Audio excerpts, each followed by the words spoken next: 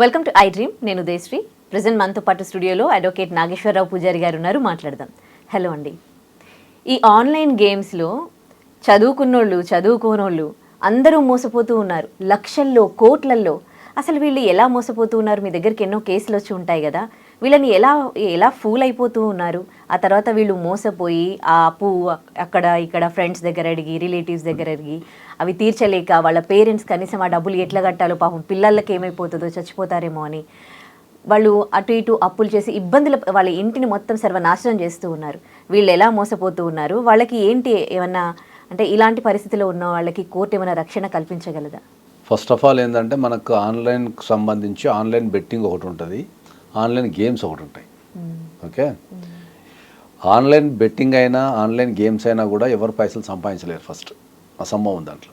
ఎందుకంటే ఏంటంటే online గేమింగ్లో software program రాసి ఉంటుంది,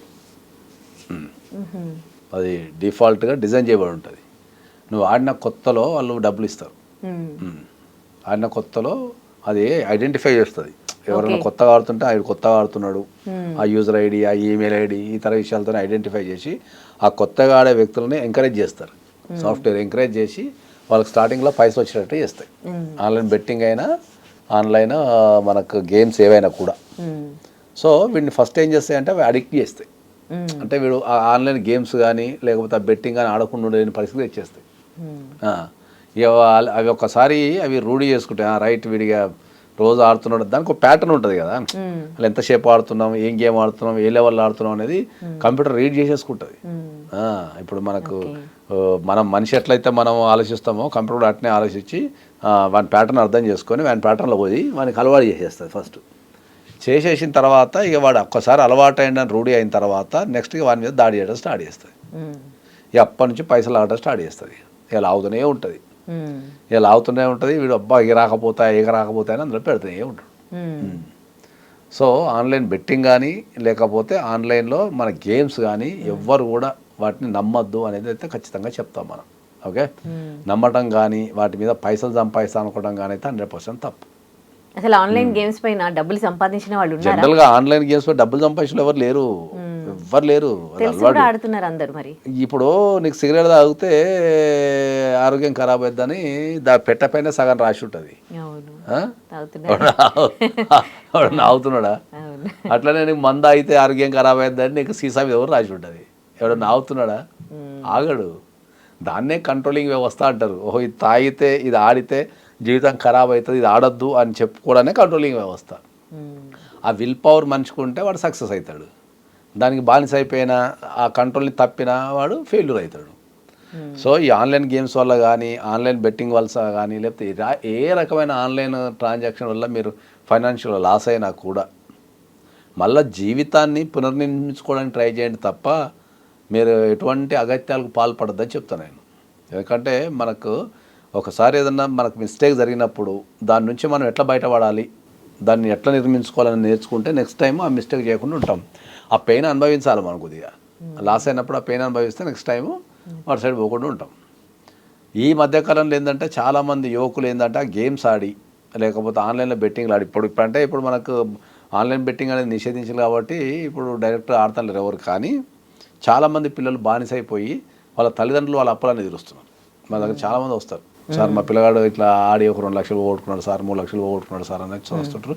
పాపం వీళ్ళు కూడా ఏం చేస్తుంటారు, అప్పో సప్పు వేసి కట్టి వాటి వైపు పోనీయకుండా చూస్తూ ఉంటారు. ఓకే, ఈ ఆన్లైన్ గేమ్స్ ఆడే వాళ్ళకి కానీ లేకపోతే ఈ బెట్టింగ్ ఆడే వాళ్ళకి కానీ ఫస్ట్ సైకలాజికల్ ట్రీట్మెంట్ ఇవ్వాలి, వాళ్ళు ఆడకుండా చేయాలి. రెండోది ఫైనాన్షియల్గా వాళ్ళకి మనం వాళ్ళు ఏమైనా లాస్ అయ్యి అనుకుంటే మళ్ళీ మనం కోర్టుకి వెళ్ళి ఇంజక్షన్ ఆర్డర్ తెచ్చుకోవచ్చు. దాంట్లో కూడా కోర్టుకి వెళ్ళి ఇంజక్షన్ తెచ్చుకొని ఏదన్నా మనకు లాస్ అయితే ఈ బెట్టింగ్ పరంగా కావచ్చు లేకపోతే ఈ గేమ్స్ ఆడటం వల్ల కావచ్చు, ఎనీ ఆన్లైన్కి సంబంధించిన ప్లాట్ఫామ్లో కనుక మనం లాస్ అయితే కనుక కోర్టుకి వెళ్ళి మనం ఇంజక్షన్ ఆర్డర్ తెచ్చుకొని మనం ఒక 2 years 3 years టైం కనుక మనం వాళ్ళ దగ్గర ఆపగలిగితే తర్వాత ఆ టైంలో మనము పునర్నిర్మించుకొని మన ఆర్థిక వ్యవస్థను పునర్నిర్మించుకొని దానిపైన మనం చేసే అవకాశం ఉంటుంది. వీళ్ళు అప్పులు తెచ్చుకునేటోళ్ళు ఒక్కరి దగ్గర తీసుకురారు కదా, చాలా మంది దగ్గర, నలుగురు, వాళ్ళందరికీ కూడా చాలా మంది దగ్గర ఇస్తారు. ఒక దగ్గర ఏంటంటే మనకు 10 మంది ఉంటారు, 50 మంది ఉంటారు, 100 మంది ఉంటారు. ఒక్కొక్క దగ్గర 10 మంది ఉండి ₹1,00,00,000 ఉంటారు, ఇంకో దగ్గర 100 మంది ఉండి కూడా ₹1,00,00,000 ఉంటారు. వాళ్ళ స్థాయిని బట్టి వాళ్ళ నమ్మేదాన్ని బట్టి వాళ్ళు దానిపైన అది చేసుకుంటారు. అది కాబట్టి నేను ఏమంటా అంటే ఏంటంటే జనరల్గా మనము ఆ బెట్టింగ్ ఆడేటప్పుడే మనకు సామాజిక స్పృహ కనుక ఉండి బెట్టింగ్లో రావు అని చెప్పగలగాల. అది చెప్పగలిగినప్పుడు వాళ్ళు ఆట మానేస్తారు. కాబట్టి ఈ ఆన్లైన్ పరంగా ఏ రకమైన నువ్వు లాస్ అయినా కూడా నువ్వు కోర్టుకు వచ్చి కనుక ఇంజెక్షన్ ఆర్డర్ వేసుకోగలిగితే నువ్వు డెఫినెట్లీ నువ్వు దానిపైన విజయం సాధించి మళ్ళీ ఒక కొత్త జీవితాన్ని ప్రారంభించే అవకాశం ఉంటుంది తప్ప మీరు ఏ రకమైన అగత్యాలకు పాల్పడదని చెప్తున్నాను. రైట్, థ్యాంక్ యూ అండి. And for more videos, Please subscribe to iDream. Please subscribe to iDream. Please subscribe iDream. And please subscribe to iDream. For more videos, subscribe to iDream. please like, share and subscribe to the channel. Congratulations, iDream. Subscribe to iDream. Subscribe to iDream. So subscribe to iDream Media. iDream ki iDream team andarki huge congratulations. Please subscribe iDream Media. Please subscribe to iDream. Subscribe iDream. Please subscribe to iDream. iDream అంటే నా కళల ఛానల్ను subscribe చేసుకున్న నోరు తిరుగుతలేదు, మీరైతే గంట గుర్తు కొట్టండి. For more such videos, please subscribe to iDream. Subscribe to iDream. Please subscribe to iDream. Please subscribe iDream Media. Please do subscribe to iDream. Please subscribe to iDream Media. For best entertainment and information, please subscribe iDream. And don't forget to subscribe to iDream.